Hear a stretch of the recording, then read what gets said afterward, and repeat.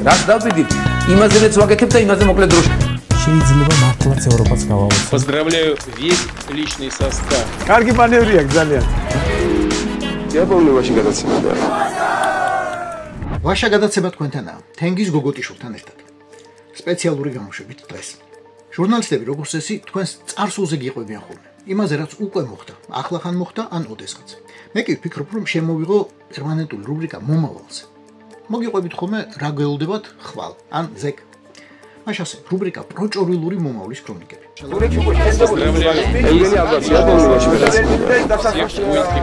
მე არც ასტროლოგი ვარ, არც მისანი, არც ჩამანი, არც ტაროს მკითხავი ან ყავის. უბრალოდ საბჭოთა კავშირში ვარ დაბადებული და ვიცი როგორი იყო იქ ცხოვრება.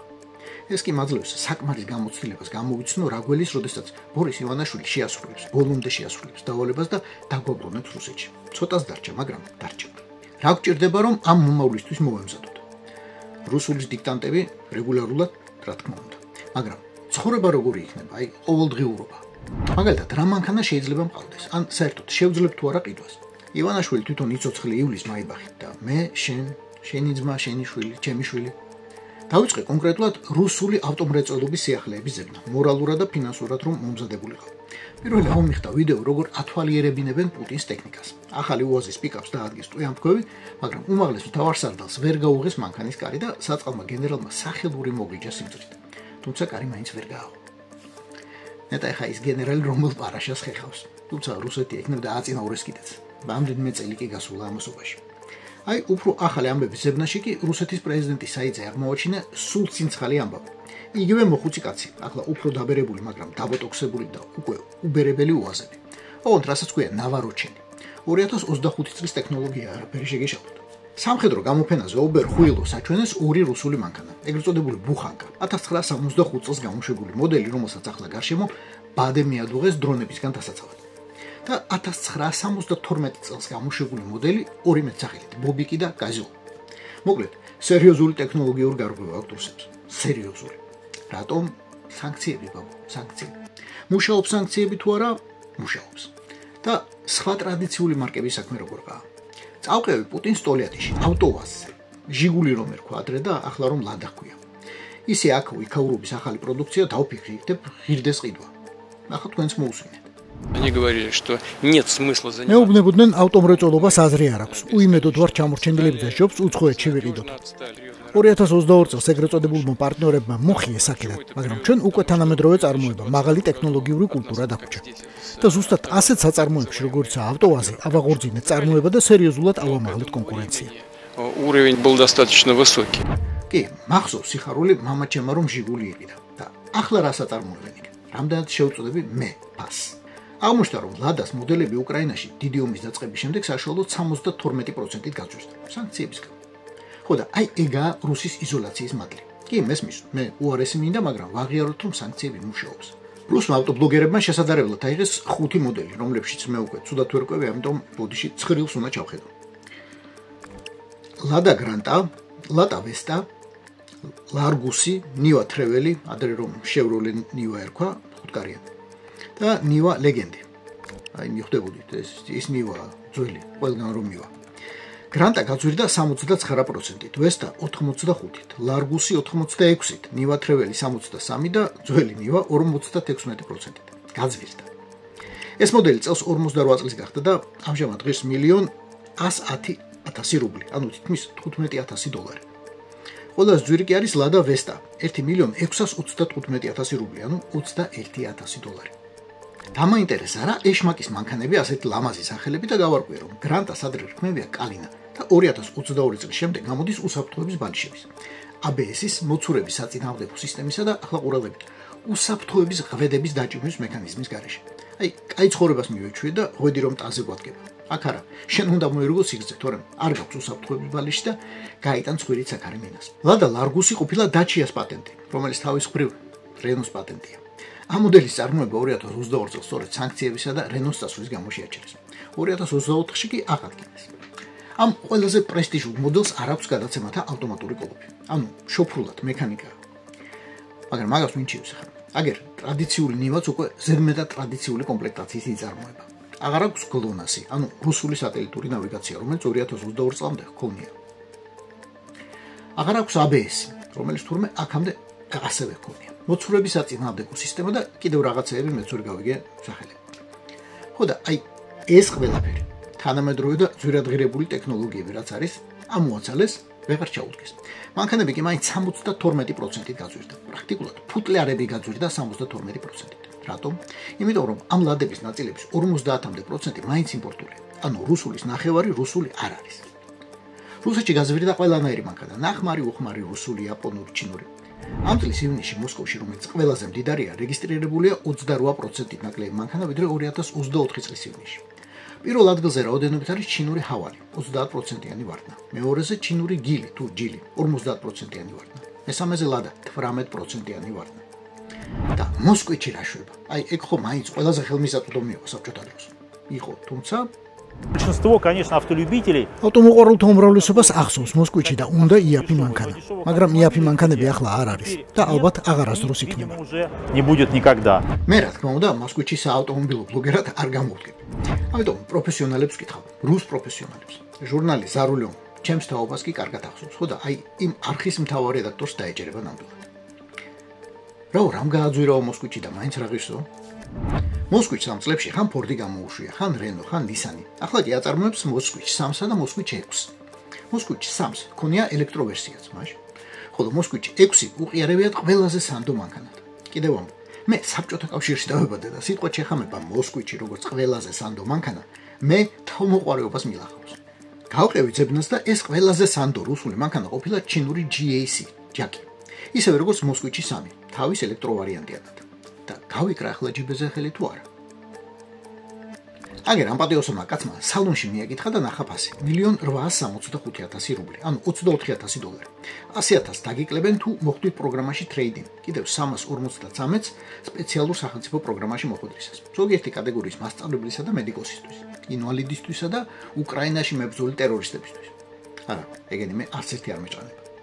შევედი თავად მოსკვიჩის ოფიციალური და ალბათ ყველაზე იაფი დილერის ვებგვერდზე, რომელზეც გავიგე რომ აი ეგ შარშანდელი მოდელის ფასია. წლევანდელი კი კომფორტ ვერსიით სრული $27,000. თუ გინდა სახურავი შავად შეგერებონ კიდევ $18,000 რუბლი, ანუ $230 უნდა დაამატო. კაი, თქვათ 27,000 ვიშოვნე და $230 დავამატე სახურავისთვის. რა მომივა ამ ფულად? აი რა მანქანაა ეს მოსკვიჩი საერთოდ? На конвейере в Китае сходят. ჩინეთში კონვეიერიდან ჩამოდის მზა მანქანა. მერე ნაწილობრივ იშლება, იდება კონტეინერში, ჩამოდის ჩვენთან, აქ ხსნიან და თავიდან აწყობენ მანქანას. წინა და უკანა დაკიდება, ძრავი, გამონაბოლქვის სისტემა, საბურავები და საწვავის აუზი. ესენი თავიდან იწყება. ოღონდ უკვე ჩვენი ვინკოდითა და წარწერით. С надписью Made in Russia, сделано в России. აბა რა გითხრათ? Made in Russia რომ მანქანა საწერია, იმის ყიდვა და იმით სიარულია, როგორ გიჩიოთ? ადრე სიტყვა ჩინურს რომ ამბობდნენ, იგულისხმებოდა რომ რამე ტექნოლოგია მოპარულია და გაუარესებული ხარისხითაა დანერგილი ჩინეთში. ახლა კი რა გამოდის? ჩინელებმა ტექნოლოგია ან რაღაცის დიზაინი ამერიკაში, ევროპაში, იაპონიაში, კორეაში მოიპარეს, შეკრეს რაღაც გაცილებით უარეს ხარისხით, მერე დაშალეს 10,000-8,000 კილომეტრი რუსეთამდე და მერე რუსებმა ისევ აწყეს, აი როგორც ხელში მოხვდათ. Ребят, сложно поверить, но это все будущие автомобили. რა ვიცი, მგონი ჟობს არანდოთ საკუთარი ბედი ასეთ მანქანას, ან შვილების სიცოცხლე. საერთოდაც არაფერს რასაც აწერია Made in Russia, მათ შორის უპირველესად პოლიტიკურ სისტემას.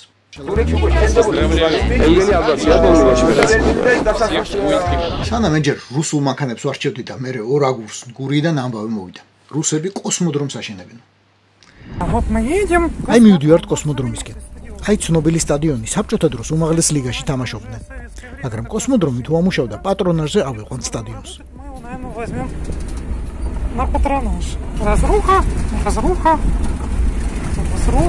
Тут как раз. ეს რუსული რაიონებია. აქ რუსები ცხოვრობდნენ. როგორც ვიცი, გამსახურდიას დროს მასიურად დატოვეს აქაურობა. 10 лет. აი, აქ ტყია და ტყის სიღრმეში გვექნება კოსმოდრომი.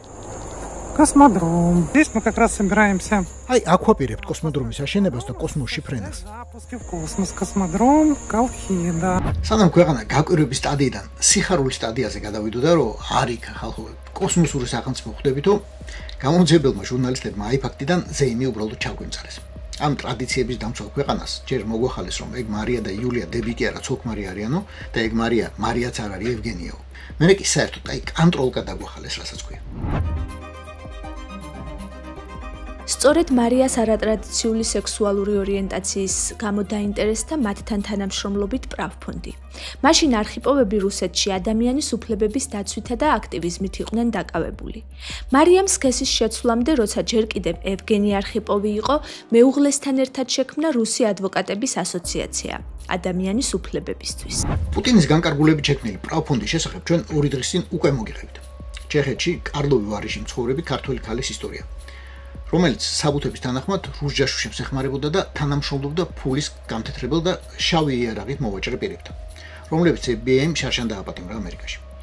ეს ამბავი ფართე საერთაშორისო გამოძიების ნაწილი გახდა, როდესაც პრავფონდის, ანუ რუსეთის საგარეო საქმეთა სამინისტროსა და სპეცსამსახურების 10,000-მა ელექტრონულმა წერილმა და დოკუმენტმა გაჟონა. ირკვევა, უფრო ზუსტად ისევ და ისევ დასტურდება, რომ საქართველოს რუსული პოლიტიკური დივერსიების ერთ-ერთი ძალიან მნიშვნელოვანი სამიზნეა. არხიპოვას მიერ შექმნილ ადვოკატთა ასოციაციას პრავფონდმა მინიმუმ 2 გრანტი მისცა. ჯამში 72,000 ევროს ოდენობის. 5 მილიონი თითოსოფლს მაინც არ გამოგვივიდა და ახლა თითო კოსმოდრომს რომ დავპირდეთ. რუსულ კლასიკაში ასეთი მაგალითი არის ნიუ ვასიუკი, რომელსაც ერთი დიდი აფერისტი პლანეტათა შორის ჩემპიონატს სპირდებოდა. და გურია და ლანჩხუთის მუნიციპალიტეტი რითაა ნაკლები. რა ნაკლები რუსი ცხოვრობს თუ ნაკლები აფერისტი? თან რუსებს აქ თურმე მოძმესული ეგულებათ. ესეც გავიგებ დების თუ ცოლქმარ არხიპოვების წერილებიდან პრავფონდს. ყველაზე ცნობილი რუსული დასახლებებია: გრიგოლეთი, შეკვეთილი, ურეკი, მალთაყვა და ფოთი. ზუსტად ეგ, რუსულ დასახლებებს შორის შეკვეთილის ხსენება უცნაურად მოხვდა ყურში. ვინ რუსი ცხოვრობს მანდ? ვისი ამბობენ? ვისი მეძე შეიძლება იყოს კრემლიო? გრიგორი ჩრაო? რად უნდათ რუსეთს კოსმოდრომი მაინც და მაინც ჩუხუთში, როცა ხმელეთის მეშვიდეც ფლობენ. რამდენიმე კოსმოდრომი იქ აქვს და თავარი კიდევ ყაზახეთში. რაღაც უნდათ ჩვენს გასაბითურებლად. უნდა ვაღიაროთ, რომ ძალიან ორიგინალური ლეგენდაა ჯაშუშობისთვის. რა იცი, რა მომავალს უმზადებენ გურიას. აგერ ამბავი, რომ რუსები ემზადებიან შექმნან ძრავი, რომელიც რაკეტას მზის სისტემიდან გაიყვანს. ემზადებიან, კი არ ქმნიან, არამედ ემზადებიან მორალურად. მე გამახსენდა, ამერიკული Voyager 1 უკვე 2012 წელს გავიდა მზის სისტემიდან, Voyager 2 კი 2018-ში. 77 წელს გაკეთებული რაკეტები. მიუხედავად ტექნიკური სირთულეებისა, დღემდე მიფრინავენ და მიაქვთ ჩვენი ჩაკრულო უკიდეგანო სივრცეებში. ხედავთ ეს Deep State 50 წლის წინაც რა ოხერი იყო. ნახევარი საუკუნეა მიფრინავენ, ჩვენი უფროსი ედინავერიცი ძმები კი მხოლოდ ემზადებიან ძრავაზე მუშაობის დასაწყების მოსამზადებლად. და იქნებ ამ დიდებული საქმისთვის უნდათ კოსმოდრომი შოხუჩი. იქნებ ჩათვალეს, რომ მხოლოდ ჩაკრულოს გაშვება უსამართლობაა და ახლა ნადური და ხასანბეგურა უნდა დააწიონ. რეიც? და ბარემ თავიანთ საქმესაც გააკეთებენ. საქმე კი ბევრია, ძალიან ბევრი. პუტინის ბრძანებით როსკოსმოსს ახლა გამოუყვეს $2 მილიარდი 162 თანამგზავრის სასწრაფოდ გასაშვებად. დავეწიოთ და გავუსწროთ ამერიკასო. ოღონდ აქ 2 პრობლემაა. პირველი ის, რომ იმ 2 მილიარდიდან ბიუჯეტში ჯერ მხოლოდ 1 მოძებნეს. მეორე პრობლემა ის არის, რომ რუსეთი ბოლო წლებში მაქსიმუმ 40 თანამგზავრის დამზადებას და აწყობას ახერხებს და წარმოების ნახტომისებურად გაზრდის შანსი სანქციების პირობებში არ აქვს. საერთოდაც 162 კი არა, 1062 რომ გაუშვას, ამერიკას ჩემს ბაიკამლოს დაეწევა. რა კი იმას გაცილებით მეტი აქვს და უმატებს და უმატებს. მხოლოდ ილონ მასკს 8000-მდე სატელიტი აქვს და ერთი კაცი უკვე უსწრებს მთელს რუსეთს, რომელმაც შეგახსენებთ, მსოფლიოში პირველმა დაიწყო 1957 წელს. რუსეთს სერიოზული ჩამორჩენა აქვს სამხედრო თანამგზავრთა ფლოტშიც, რაოდენობრივად და ტექნოლოგიურად. 2023 წელს შეერთებულ შტატებს 247 სამხედრო სატელიტი ჰქონდა. ჩინეთს 157, რუსეთს მხოლოდ 100. რიცხვები, რა თქმა უნდა, პირობითი და რეალური რაოდენობა ასე მარტივად გასაგები არ არის, მაგრამ ეს არის ტენდენცია, რომელიც თანაფარდობაზე გვიქმნის შტაბ-შტილება ზოგადად. და უპირველესად, ამ აპარატების ეფექტურობაზე. რა კი კარგად ვიცით რუსული ტექნოლოგიის ფასი. დარწმუნებით შეგვიძლია ვთქვათ. ჩვენი პირველი ნაწილის მასკვიჩის არ იყოს. უკეთეს შემთხვევაში რუსული სატელიტი დაშლილი და თავიდან აწყობილი ჩინურია, რომელსაც მუშა ვასიამ იქნებ რაიმე დეტალი დააკლო კიდეც. ჩვენმა დებმა თუ ცოლქმარმა არხიპოვებმა გურიიდან 10 სატელიტი უნდა გაუშვან, რომ ერთ ამერიკულს ან 2 ჩინურს გაუტოლდნენ. განა ეს ყველაფერი არ იციან მოსკოვში, იციან. მაშინაც იცოდნენ, როდესაც არხიპოვებს გურიაში გზავნიდნენ, მაგრამ რეალურად სხვა ამოცანა ჰქონდათ. იმ იდეების მხარდაჭერის მოპოვება, რასაც ეს წვილი საქართველოში ანთებს. ერთ-ერთი ძირძველიერი საქართველოში რუსებია. რუსეთის დიპლომატიამ ამ მიმართულებით უნდა იმუშაოს. რუსულ ენას უნდა მიენიჭოს ოფიციალური სტატუსი, უნდა გაიხსნას რუსული სკოლები. რუსებს უნდა ჰქონდეთ დიპლომატიური დაცვის სტატუსი. სხვა შემთხვევაში საქართველოს დაბრუნებაც ისე მოგვიწევს, როგორც ახლა ვაბრუნებთ უკრაინას. რაც შეეხება რუსული ჯარების განლაგებას, ეს ჩემი პოლიტიკური პოზიციაა. საჯაროდ სოციალურ ქსელებში გამოვედი ინიციატივით რუსეთსა და ევროკავშირს შორის კონვერგენციის შესახებ. ისტორიულად, რუსეთი იყო საქართველოს დამცველი თურქეთისა და ისლამური სამყაროსგან. Мы приобрели старый советский завод, сейчас его реконструируем, сейчас, как говорится, делаем все, приводим в порядок, приводим в современный вид, то есть проводится მოდერნიზაცია. როგორც კი გასკდა არქიპოვების პრავფონდთან, ანუ რუსის სპეცსამსახურებთან თანამშრომლობის ამბავი, დები თუ ცოლქმარი, უცებ აიხვეთა და გაშპა. როგორც ამბობენ საფრანგეთში, მარიას, ანუ ევგენი სამკურნალო. დაბრუნდებიან არავინ იცის. აგი საერთოდ, რაში ყრიან ფულს, რა თუნდაც აგენტების გამოგზავნა. წინასწარ სქესის ძვირად ღირებული შეცვლა მათთვის და რაღაც გრანდიოზული პროექტების გამოწყობა. არის აგერ მშვენიერი ქსელი, კამფეტივით ხალხი, ყველაფერზე ხელის მომწერი, ყველაფრისთვის ხელის ამწერი. და კი მიაქანებენ საქართველოს რუსულ ორბიტაზე პირველი კოსმოსური სიჩქარით. ეს იყო ვაშა გადაცემის სპეციალური გამოშვება. პროჭორილური მომავლის ქრონიკები. თენგიზ გოგოტიშვილთან ერთად. უყურეთ, მოიწონეთ, გამოიწერეთ. YouTube-ზე, Facebook-ზე, Instagram-სა და TikTok-ზე. რაც დავიდით, იმაზეც ვაკეთებ და იმაზე მოკლედ დროში. შეიძლება მართლაც ევროპაც გავავოთ. Поздравляю весь личный состав. კარგი მანევრია ძალიან. Я помню, очень гадаться надо.